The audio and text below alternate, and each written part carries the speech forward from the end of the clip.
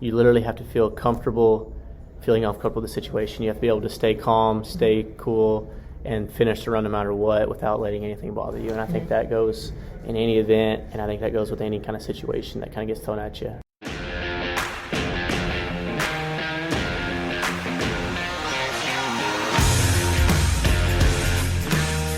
This is Chelsea Schaefer, and this is Season 4 of The Score. You all have listened to this podcast 750,000 times, and we are here in Season 4 to bring you even more of what you love.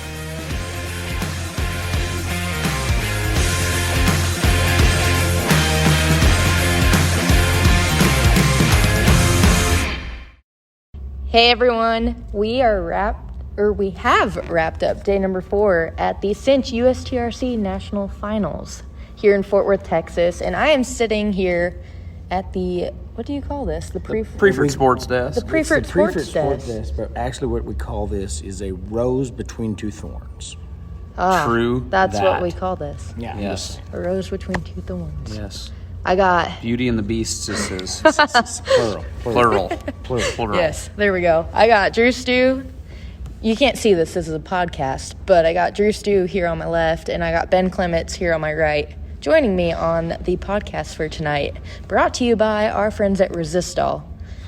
You guys, announcing, doing all the things, interviewing winners. I want your guys' take on the U.S. Finals so far.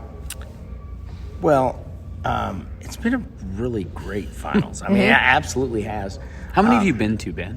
So I have been to every U.S. Finals since I've announced at every U.S. Finals since 1997 until last year. I graduated high school in 98. And, I was a sophomore in college in 97. And I went to the U.S. Finals announced. That's awesome. Yeah. So anyway, good stuff. But, it's Fort Worth is a great home for it. Oklahoma City was good for a long time, but Fort Worth is the next step. And it has been phenomenal with the 3 arenas. If you rope in the first arena, you're like less than 10 minutes before you're done.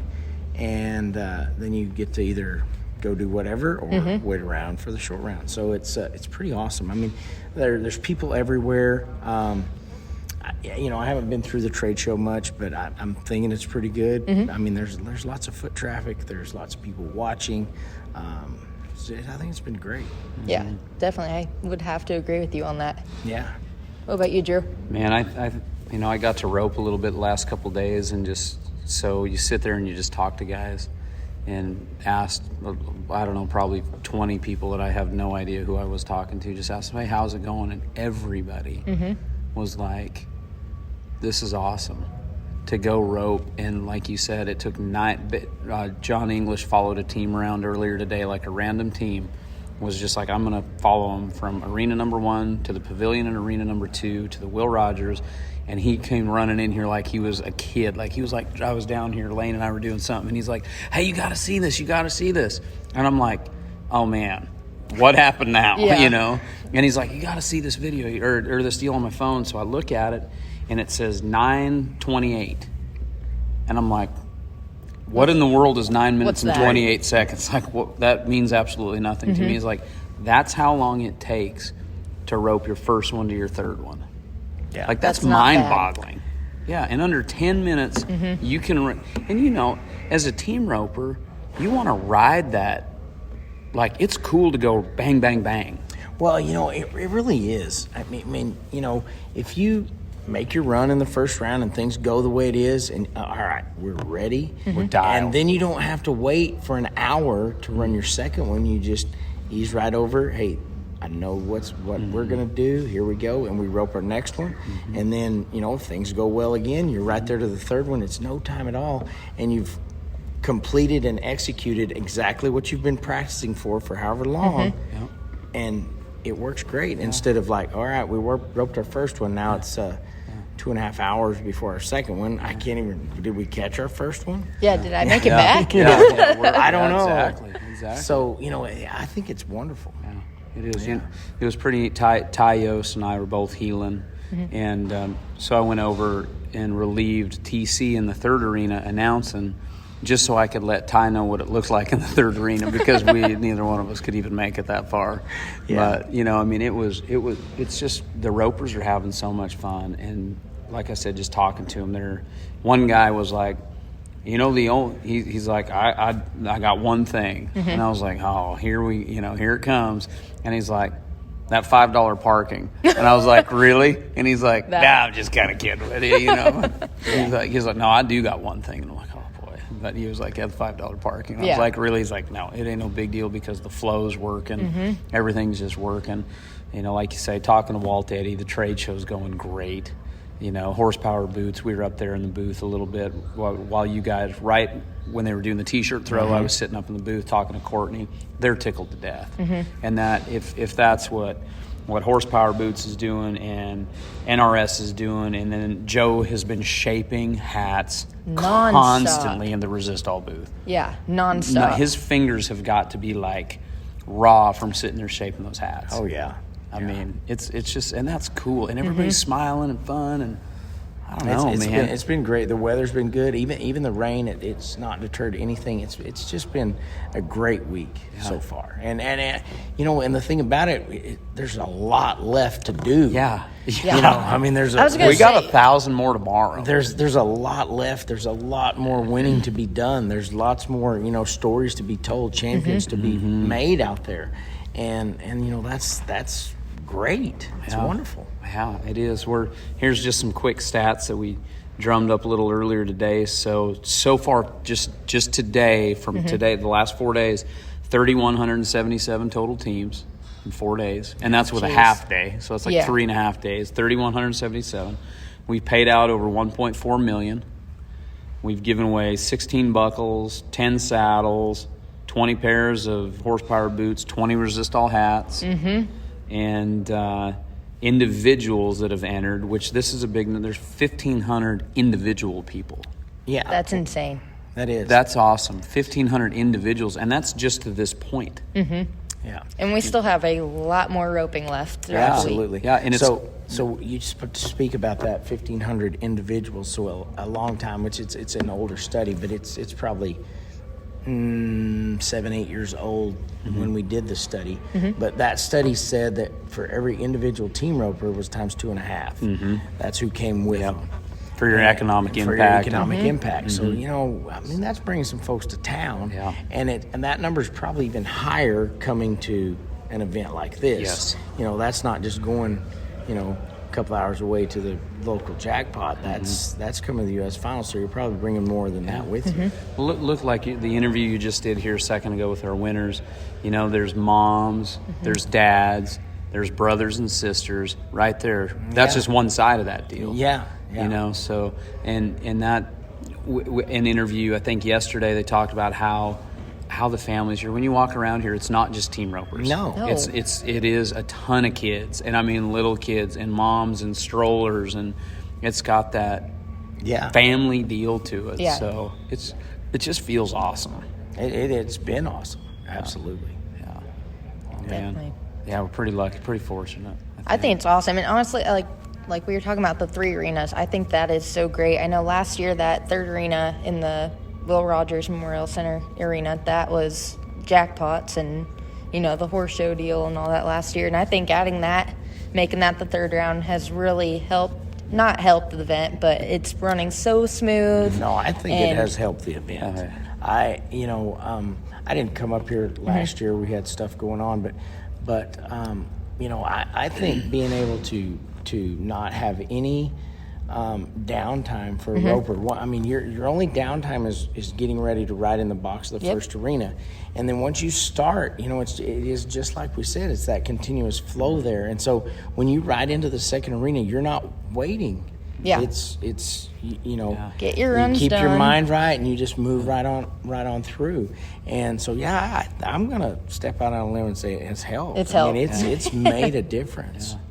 There was talk like, well, as we get later in the week, the catch percentage goes down. It's just part of the game, it's just part of the number system, why the number system works, but the catch percentage goes down. So like, well, maybe we go back and start jackpotting in the Will Rogers Arena.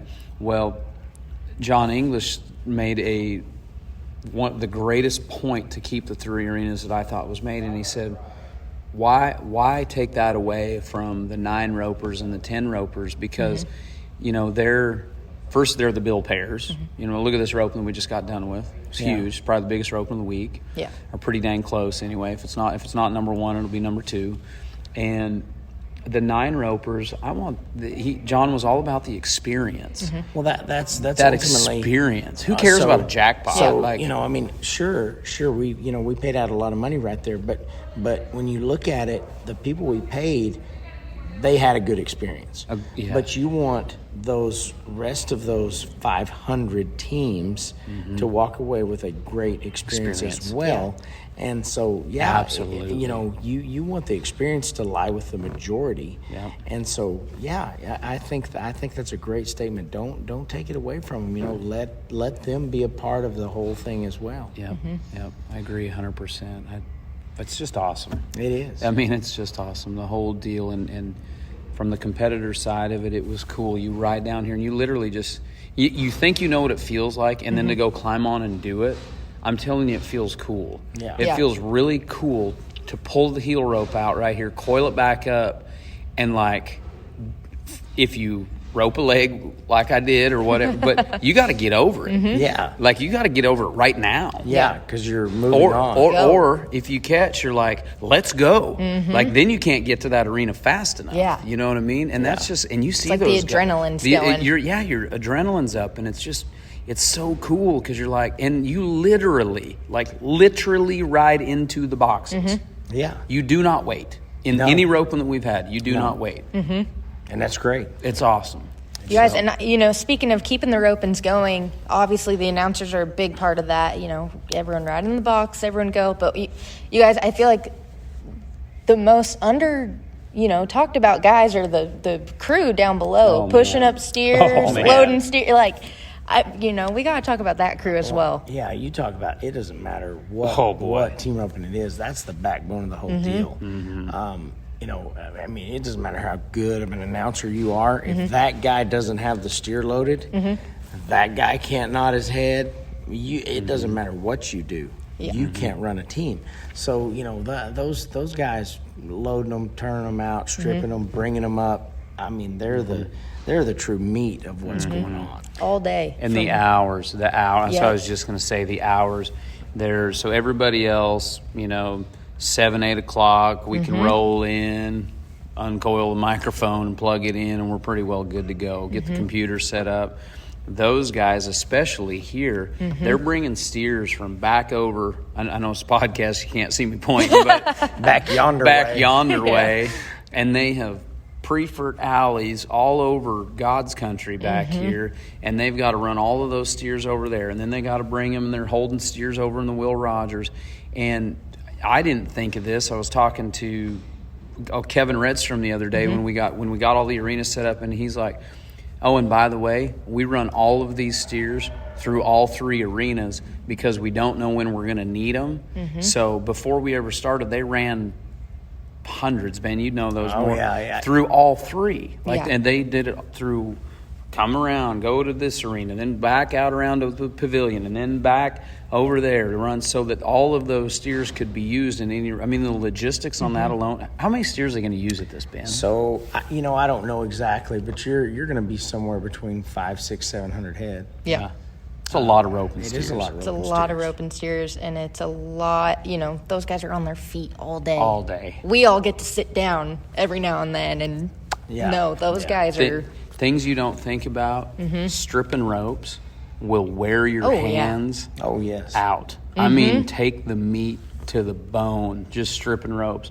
Just today, we talk about 3,400 or whatever that number was, 3,144, whatever, over 3,000. That's talking first round runs. Yeah. That's just the first round. So what does that equate to, Ben? How many runs have we done? So, you can multiply that by about 2.5. Again, to get out there. But the catch percentage, we were talking over there in the second arena. We're sitting right there on a catch percentage in all 3 go rounds of those last 2 ropings at anywhere from 57 to 62% catch That's ratio. good. That is great. That was just a number 10 and a number 11 roping. They're catching them. They're catching them. The steers are good. The setup's good. Everything's good. So, man, you're talking about some serious ropes being taken off. Yeah. Right? Oh my gosh. I can't So even you're imagine. like 2.5, so we're at like 7,000 runs. Yeah. Somewhere in that neighborhood. 7,000. And that's you're just all. 4 days in. And you're 4 days in. And you got big ropings left. Yeah. Big ropings Man, oh, left, man. man. You guys, speaking of big ropings left, Ben, I know this is your last day here for this year at the Cinch USTRC National Finals. I But- feel like a total idiot on that last. I just wanted to tell you thanks, man. I knew where you were coming from. I know. We dude. knew. Gosh dang If it! I just anyone wanted watched on the Facebook Live on USTRC, Drew did not mean to say it's Ben's last time announcing ever. No, it's just his he last just- day Ben, here. Ben, I've been meaning to bring you in here. I need to have a little talk. By the way, with you're you. out of here. Yeah. This will be your Get last gone. day announcing. No, No. I have to go put on another rope. Yes. I'm I'm leaving. Jet Sharp's coming in. He does a great job. He's an awesome guy. I just wanted to tell you we appreciate Let's, you. let's buddy. clarify. Yeah. Gosh, I feel like a I idiot. know. But, let's talk about what do we have left for the rest of the week here in Fort Worth. 9.5 tomorrow, shootout. And then what do we have? The 9.5 and 8.5 legends tomorrow, right? Mm-hmm. The 8.5. We got some dummy roping. Oh yeah, and then on Saturday, Yep. we've got the Heliomatic Open, which is going to be the junior looper. Yep. That's going to be over in the WR Water Arena. So there's another arena. That's Arena 4 now. Yes. So that's going to be a lot of fun. Have the kiddos over there. Then we've got the 9.5 Ram roping. Oh, yeah. And It's full. it's already, that's 1,000 teams, just that roping. Yeah. Yeah. By itself, there's just 1,000 in that, and we had to shut it off. So I'm sure there's going to be a little over 1,000, I'd imagine, just to accommodate how all that works with entries here and entries online. But let's call it 1,000, and then we wrap up with that 7 saddle rope, and we're going to give 10 of those beautiful Scott Thomas saddles away. We'll do that on Sunday. Jeez. And, we can't forget we have the Cinch High Money Ladies Award Oh, as boy. well. Yeah. Still waiting. There's a ton of ladies still entered. So Let's talk about we it won't real know quick. who's going to win that yet No, until but let's it's talk over. about it. Let's look right here. I bet I can. Give me 2 seconds. Or 4 seconds. 5 seconds. 77 seconds. So There we go. that's what you've got right there. You guys, leading that right now, Jordy Edens, she won that last year. And she has $15,870 won. And second is Kenzie Kelton with a little over $14,000. Rainey Skelton with close to $10,000. Morgan Munoz has $7,000. And Hannah White has over $6,000. You guys, it's not over until the roping is completely over here in Fort Worth. Yeah, and that's combined. I think we're breaking this down even further into header and healer. So, I think that's going to be broke down. We're going to look at the heading money and the healing money, I believe, too. So, but that's a pretty good snapshot right there. Yeah, that's Gals awesome. are roping good. Oh, yeah, Gals are man. roping really good. Oh, Yep. really? So here we go, guys. A stat from our friend Lane over here. Our producer. Our producer, man. Jordy wasn't even in the race right here Yeah, until coming to the finals. yeah. That's insane. That's pretty cool. I feel like she did that last year too, but I Kinda could be wrong. Sneaks in, gets them at the finals. Way to go, Jordy. Yeah, absolutely. Yeah, and you can't discount any of these gals No. right here. No, Hannah that's a White, good group of ladies. That is a great group of ladies right there. Awesome partners, every one of them. Every one of them. That's awesome. That Yeah. is awesome. Well, we've got a pretty dang good crew all the way around. You've been on the marketing team and Carrie DeCastro back there and Lacey and Audra doing her stuff. Yeah, we call it the puppy palace. Carrie and I got our dogs, so Do ya? we have our Yeah. little puppy palace room back there, and we are cranking away on the laptops. Oh, you guys are working hard. We've got Lane over here, Lane Tiltram, and new to the team here, but we've worked together for Yeah, you guys have been long time. years and years, and it's just been fun all the way around. I think everybody's happy. The sponsors are happy. The ropers are happy. Ben's leaving because he's unhappy. No. I didn't actually know I was leaving until Drew came on. Yeah. No, Yeah. I'm just Hi, Drew. Yeah. Hey Ben, Break like I everyone's said, hearts. I'm sorry, man. you're fired. Yeah, we're gonna have to let you go. Yeah. Pack your personals. Yeah, pack your Pack your personal. personals. Yeah, you've got 5 minutes. Yeah. Yeah, Get out. Yeah. Well, hey, on this podcast, Drew, I got one question. If you order me right now, I swear.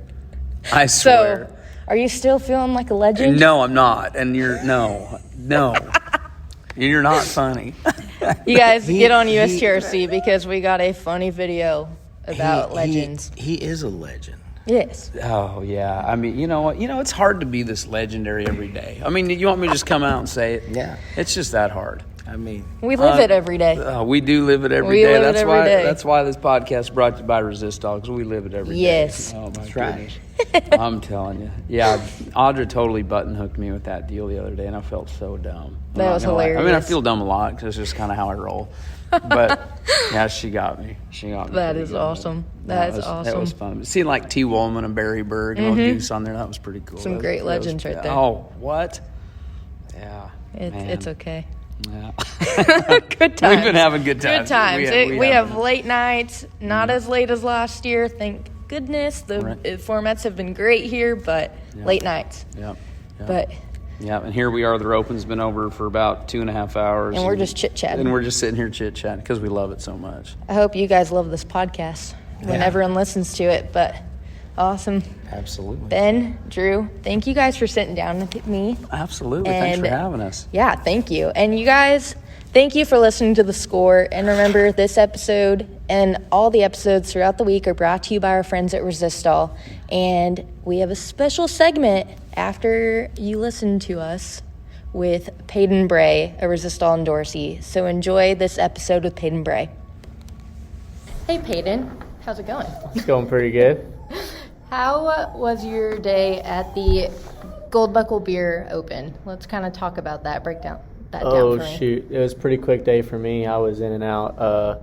Steers are pretty strong over here. I didn't have no luck. I think I was done by the second round, but it's kind of how it is over here. I feel like guys get really good starts and kind of can make the run pretty easy, but I feel like it's really hard to head steers here, and it's pretty hard to heel when the headers don't get out 0.00 over here. So, it wasn't a good day for me, but, it's all right.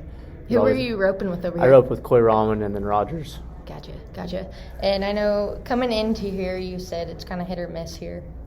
What's your history with the U.S. Opens? Well, normally in Oklahoma City, gosh dang, I absolutely loved it. I grew up going there. I honestly, there's a little spot missing in my heart, honestly, because I feel bad for all the kids that didn't have the same opportunities I did coming up, because I roped there from the 8 to the Open, and I grew up there just like a lot of guys did, and gosh dang, they did such a good job, and the ropings are so nice, and you can rope all week and win really good money. And they're doing it over here in Fort Worth, and everything's good. And I just, I'm a one roping roper now, so like you said. But just the arenas over here, it's really small, and it makes it pretty tough. They have really strong steers, and so it can either go your way or it's not. So it makes the conditions a little tougher because the arena's a little smaller, I think. Yeah, definitely. No, that's cool that you can kind of break that down, just because it is different. It's different location, different arena, different setup. Everything's way different. But I know everyone's trying to get it back up and running and get it going. Everyone's very appreciative that they're having it in Fort Worth. It's a great facility here. I'm not talking bad about it at all. It's just the smaller arena makes the conditions a little tougher, the cattle a little fresher, a little stronger. It definitely shows, and guys can do a really perfect job to have a really good day. So the guys that roped today wrote better than anyone, and they dang sure deserved the win because it was a pretty tough setup. Yeah, definitely. We had Dustin Agasiza and Levi Lord won the Gold Buckle Beer Open today, and they wrote phenomenal right there. And I think Dustin likes this arena. it's kind of he might be one of the guys that actually likes this arena. Yeah, it's kind of his setup right there. And let's talk like you said, you have the history with the U.S. Opens. What's your biggest finish at the U.S. Opens? When I was a sophomore in high school, I win the 13 shootout with Dylan Cosper. I actually had 2 callbacks in the top 8, and I roped a leg for Jackie Hobbs Okay. Crawford. I roped the leg to win first and second, and it's kind of the first thing my mom told me too. And she kind of told me a good job, and she said if you didn't want to rope a leg, you win first and second. But I've always had pretty good success. I grew up roping there, and then one of the last the first big open check I won, like Kellen Johnson, I went fifth there one year, and that was a pretty big deal for us at the time. And we were both just out of high school and placed in that roping, so that was pretty cool. But I won that one year. I think I won $60,000, and that was the biggest win of my career at that time, and it was pretty special. Gotcha. And were you riding Slider back then? I know you've had that horse since. I did. I rode him in a couple of them ropings, but I didn't. I rode him. I placed on him decent up there, but I rode actually a mare I bought from.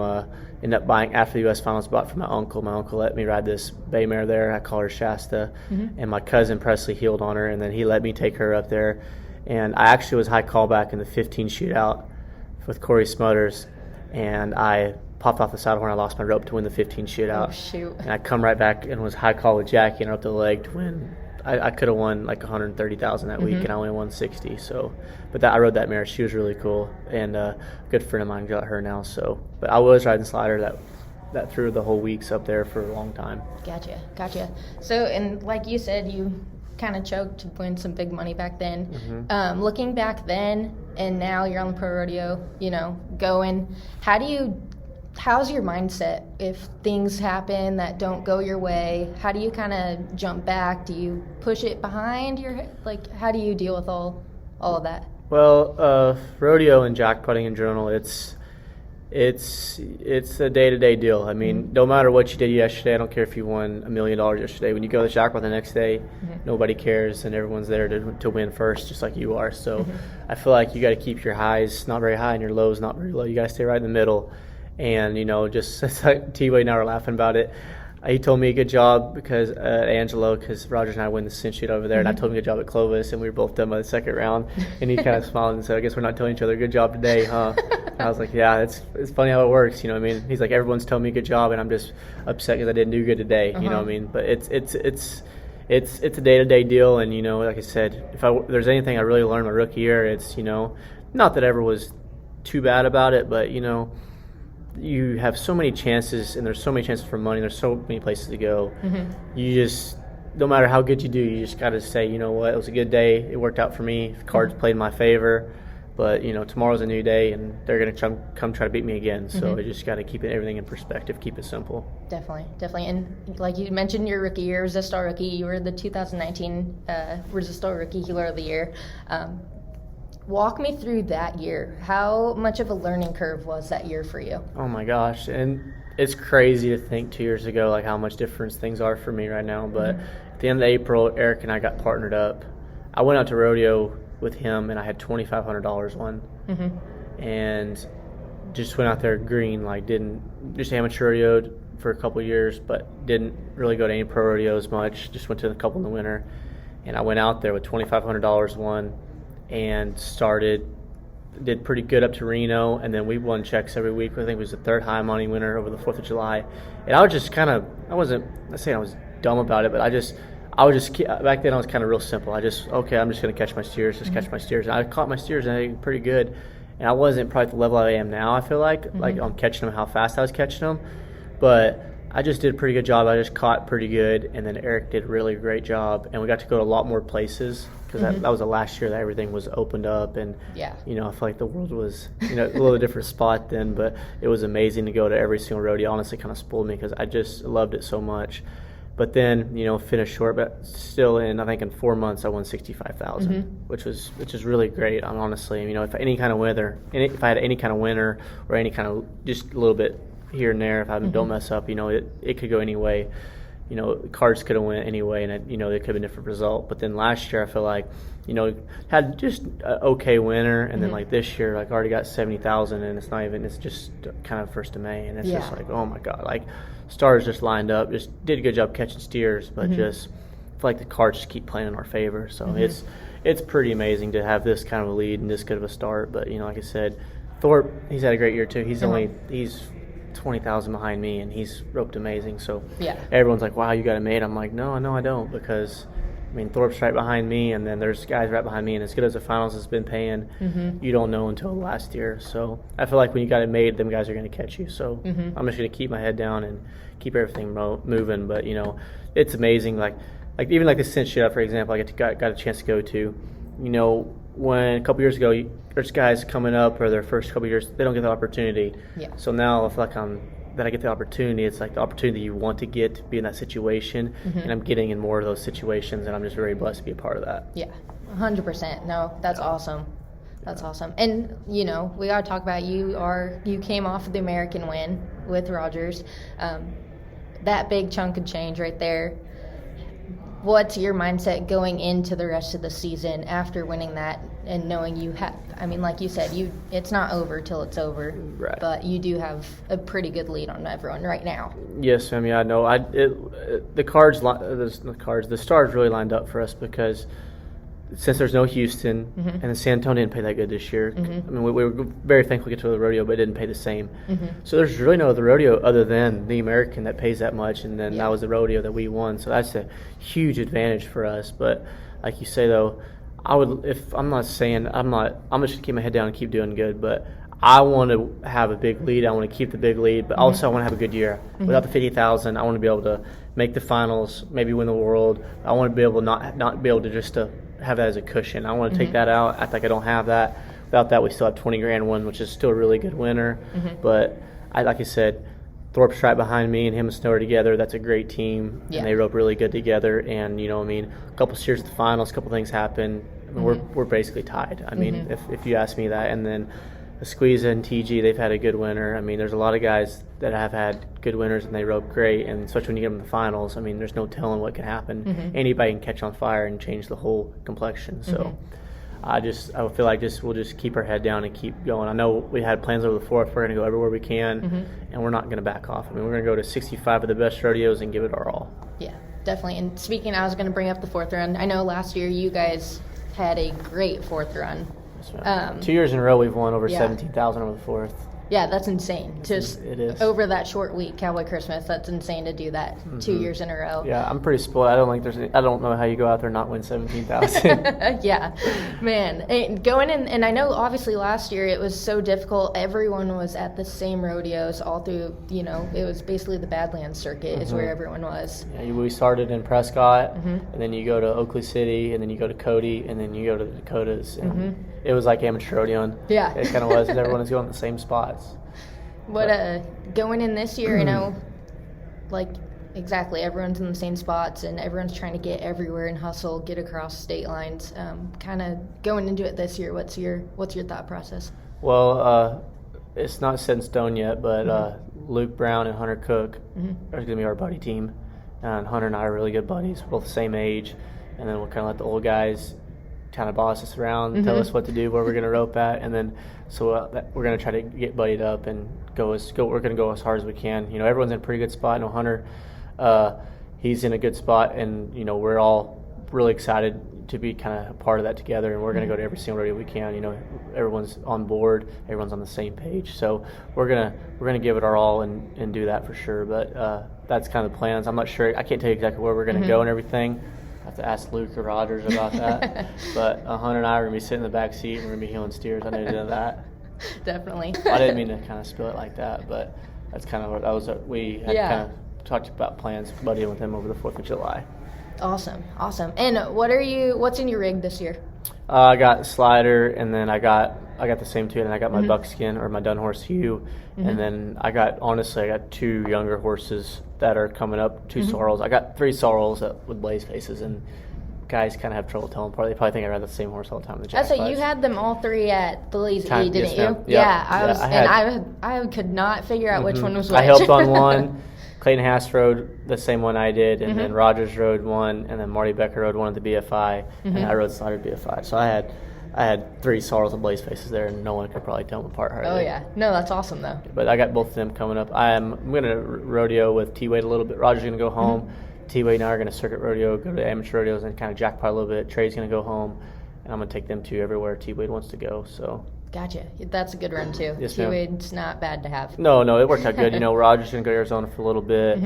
I know Trey's going to go to Colorado for a little bit, and so T-Wade and I are kind of hanging out, and we're going to go to a couple rodeos, a couple pro rodeos, and then jackpot a little bit, and then go to some amateur rodeos. So it works out good for everybody. Yeah, that won't be bad. Is Rogers, I know Rogers kind of was having horse, not trouble, but his good Freak one accidents. went down, freak accidents. They're going to be back. They are back? They're going to, I'm 90% sure they're going to be back for the 4th of July. His dun horse is coming back really good sound. Very excited about that. He'll be back by the 4th of July for sure. And then his bay horse, he's going to be back too. His bay horse had pneumonia, then had a circuit deal with his heart where his heart wasn't circulating correctly, and there was a short circuit. So he's kind of getting that figured out. But two freak deals completely. That bay head horse is really good, and just kind of a freak accident. So but he'll have both of them back, and he's so ropey. He does so good. He's been riding a 5-year-old at all these jackpots. Is it one of yours? Your guys'? No, that's his 5-year-old. Okay. He's been jackpotting on the buckskin horse, and he's placed the survey on him, and he's probably the only guy in the whole world that could probably go to the jackpots and be competitive on a 5-year-old that's never been nowhere. No kidding. That's awesome. Is that the one that he was riding here, the buckskin? Yes, ma'am. Gotcha. That's his. Yeah. It's funny. Him and T-Wade tag teamed him at Odessa at the Pro-Am. First place he's ever really been. And then by the Survey, that was his number one. This is the only one he had. He placed on the Survey. He's placed on him everywhere. He's probably won 30,000, 40,000 on jackpot in this winter. Wow, that's awesome to do that on a horse. Yeah, he's horse. amazing. Yeah, that guy, it shows you how good that guy is. Definitely. It's hopefully, his horses stay sound and everything. He has that great 5-year-old.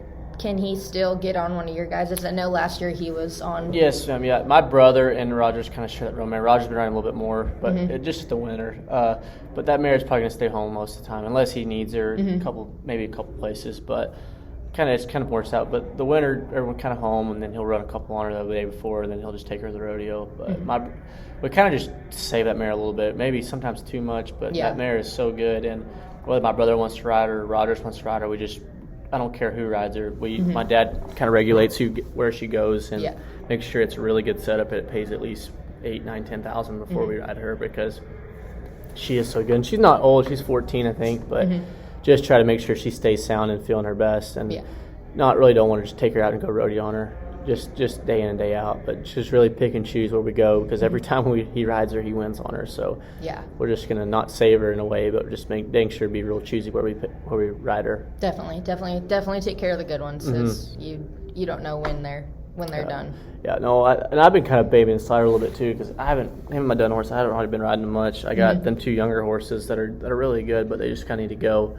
But I know I'm not going to take them this summer, so they're good enough, obviously, to jackpot on. But I'm really excited. Like T-Wade now, I'll get to really season them, because I jackpot on them a bunch, but haven't really got to rodeo on them much. So we're really excited to do that. But then when 4th of July comes around, he's going to have his 2, and I'll have my 2 in the trailer, just kind of like the last couple of years. And we'll. I actually don't have papers on my dun horse. I thought he was 17 or 18 this year, but my guy that does the horse, Nick Abbott, looked at him and said he thinks he's about 16. Okay. So I was pretty excited about that. So I got a couple more years on him than I thought. But he looks great, and he doesn't feel like he's 18. But he said he thinks he's 16, max 17. Well, so that's good. That's exciting. That's really good. So I got a couple more years on him. So. Yeah, right in his prime. Yes, ma'am. No, that's a good horse. He's pretty easy.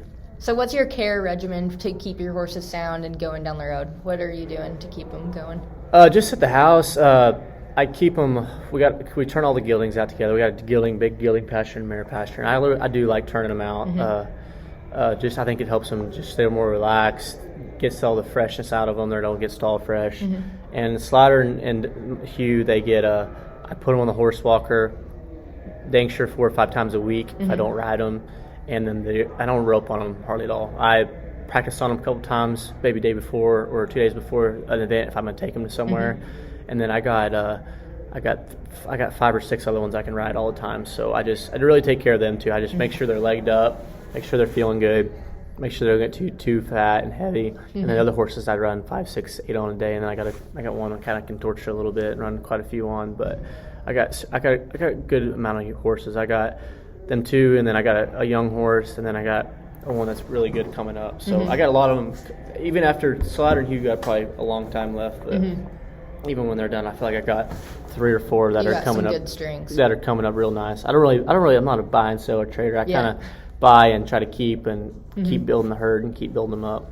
Yeah, that's not bad. That's No, good. no. And then you know how they ride, and they know you. Right. I think it's really it's good too to ride different horses. I don't want to be stuck with one or can only ride one horse. I want to be able to ride multiple horses, and I think that's makes it easier. If a guy's going to mount out, that he can kind of ride anything and be pretty savvy on whatever horse. So I think you got to have a lot of horses to practice on, and then I think the name of the game is horsepower. I think horses are getting so expensive now too, and personally, I'm not going to go pay a lot of money for a heel horse. I just assume maybe try to buy a nice prospect, get them going the right direction, and then build them up, and that way's been better for us. Every now and then you can luck out and find a diamond in the rough, but I feel like for my program, it works best for me if I kind of just go ahead and bring them along the way, and that's been pretty good. It's kind of a chance in a way, and then if you don't fit you can obviously sell them too, and they'll fit somebody, but I feel like that's more kind of my style.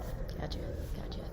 Awesome, Paden. Well, we're going to finish off this podcast with what is something, learning through your Resistol Rookie Year, what can you tell or share with the rookies that are trying their best to win that year-end title this year in 2021? What advice can you give them? I've kind of built this saying, and I've been telling a couple of people about it, but when they kind of think about heeling and think about going through a run or going through a situation, and I feel like I've been trying to tell them is you got to be comfortable feeling uncomfortable. When stuff happens and it's a little out of whack, or it probably goes according to game plan, you literally have to feel comfortable feeling uncomfortable with the situation. You have to be able to stay calm, stay cool, and finish the run no matter what without letting anything bother you. And I think that goes in any event, and I think that goes with any kind of situation that kind of gets thrown at you. And I would say too, just rodeo is extremely hard, and I feel like just can't beat yourself, and you just got to go do your job. I feel like if you just keep your head down, and how you're up at the house, how you're up at home, or how you're up against your buddies, just even when you go on the road, stuff's going to happen. Just keep your head down and just be you, and then don't worry about it, and then let the chips fall how they're supposed to. Awesome. Well, that's awesome. Thank you, Paden, so much. I really appreciate you spending time with me. Yes, ma'am. Anytime.